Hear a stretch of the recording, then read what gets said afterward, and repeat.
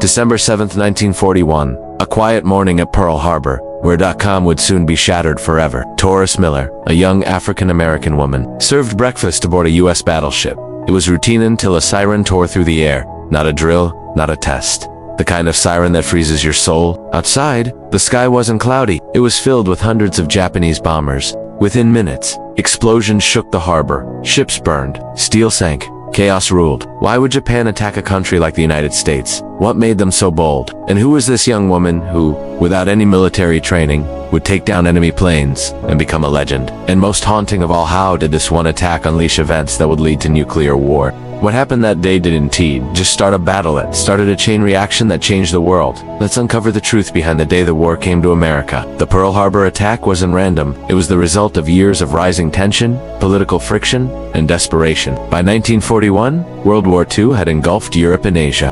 Nazi Germany, Fascist Italy, and Imperial Japan were aligned. Britain and France resisted, but the United States, still neutral, haunted by the trauma of World War I, reluctant to get involved again. Japan had other ideas. Craving power and resources, it had already taken Korea, Taiwan, and parts of China. But that wasn't enough. Japan needed oil, rubber, metal, everything it lacked. And it saw those resources in Southeast Asia. There was one issue. Those areas belonged to Western powers and the Philippines, American territory. In July 1941, the U.S. stopped supplying oil to Japan, cutting off 80% of its supply. America demanded Japan leave China. Japan refused. If America stood in the way, then America would be hit first. That's how Pearl Harbor became the target. Japan's empire was growing fast, but so was its desperation. It had no oil of its own and relied heavily on imports. When America cut off 80% of that supply, Japan was cornered. The U.S. offered a deal, withdraw from China, and trade would resume. But Japan saw that as surrender and embarrassing retreat,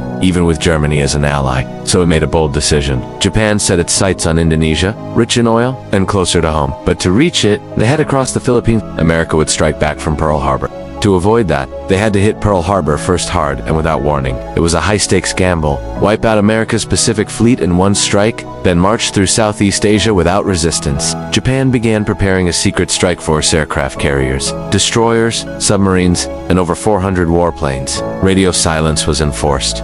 No signals, no leaks.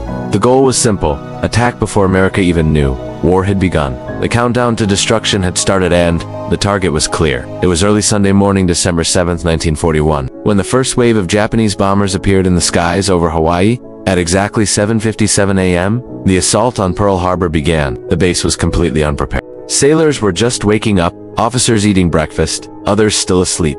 No one expected war to arrive on their doorstep. The first explosions hit the battleships anchored in the harbor. Torpedoes ripped through their hulls. Bombs rained down on the airfields. In seconds, fire and smoke filled the air. For 45 minutes, Wave 1 did its damage. Then, after a brief pause, Wave 2 arrived. It was even more devastating, targeting anything still standing. American anti-aircraft gunners scrambled to fight back, but confusion and chaos slowed every response. Within 75 minutes, 8 U.S. battleships were either sunk or badly damaged. Over 300 aircraft were destroyed on the ground. 20 vessels were lost in total. The harbor was littered with flames, twisted steel, and shattered dreams.